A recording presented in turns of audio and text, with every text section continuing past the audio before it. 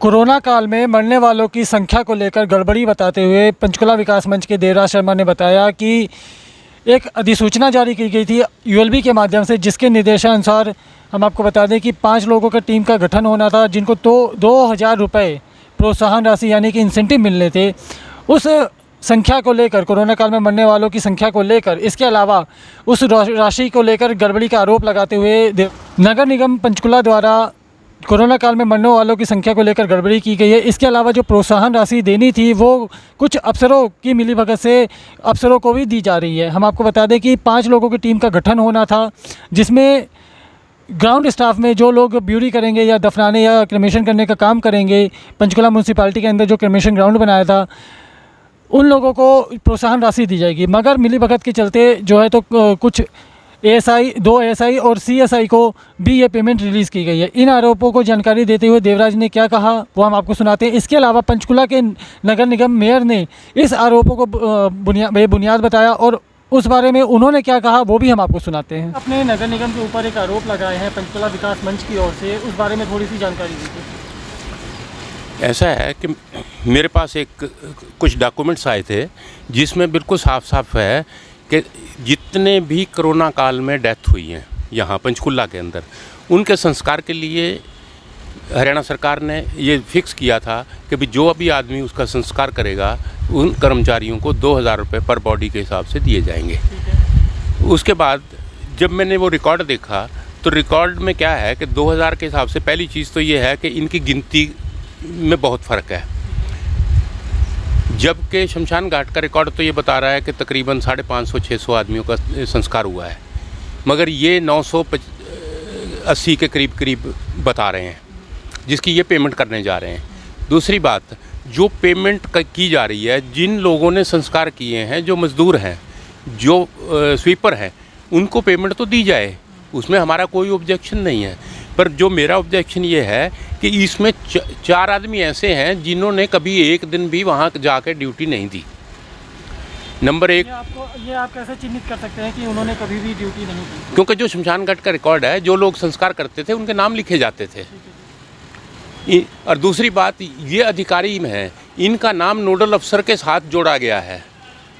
जैसे CSI मदन लाल है, उसको ये तकरीबन 3.25 लाख रुपए दे रहे हैं, दे दिए 3.25 लाख रुपए। एक ASI है अजय सूद के नाम से, उसको ये 19 लाख 19.5 लाख रुपए की पेमेंट करने जा रहे हैं। ऐसे ही एक सतवीर है, 6-7 लाख रुपए की पेमेंट उसको कर रहे हैं। एक प्रवेश है, मतलब ये 4 आदमी, इसमें 2 तो ASI हैं, एक CSI है और एक इनका सुपरवाइज़र है। इनकी पेमेंट नहीं बनती बिल्कुल भी। ऐसा क्यों? क्योंकि ये लिस्ट में जो इसमें वो है, क्या बोलते हैं, ये इसमें ये है, ये नोटिंग है गवर्नमेंट की, कमिश्नर की नोटिस है और इस नोटिंग में साफ साफ यहाँ लिखा हुआ है 2 नंबर पे कि जो लोग उस टीम में शामिल होंगे, जो संस्कार करेंगे, सिर्फ उनको 2,000 रुपये दिए जाएंगे।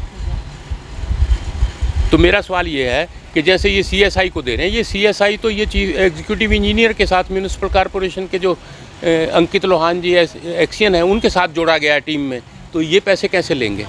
ये तो एक अधिकारी के रूप में आ गए। अभी आप कमिश्नर से मिलके आ रहे हैं, कमिश्नर साहब ने क्या कहा? तो ये मैंने कंप्लेंट कमिश्नर साहब को दी है कि भी ये जो आप करीब 1 करोड़ रुपए की पेमेंट करने जा रहे हैं, जिसमें से 40 लाख रुपए का भुगतान ये कर चुके हैं। अच्छा। और तकरीबन 60 लाख रुपए और देने हैं इन्होंने। तो मैंने इस पेमेंट को रोकने के लिए कहा है कि ये पेमेंट रोकी जाए। ये लिखित में मैंने शिकायत भेजी है CM साहब से लेकर के पूरी हरियाणा सरकार को, और इनके ULB के अफसरों को भी भेजी है और कमिश्नर को भी दी है मैंने आज।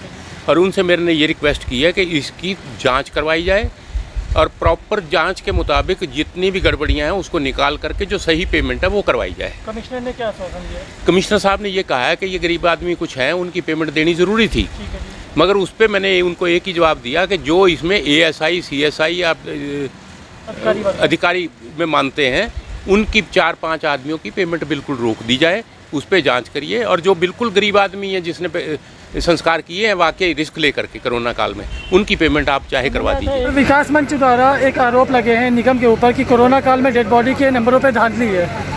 जहाँ तक तो विकास मंच की बात है, मैं तो लोगों के ऊपर कोई विश्वास भी नहीं करता।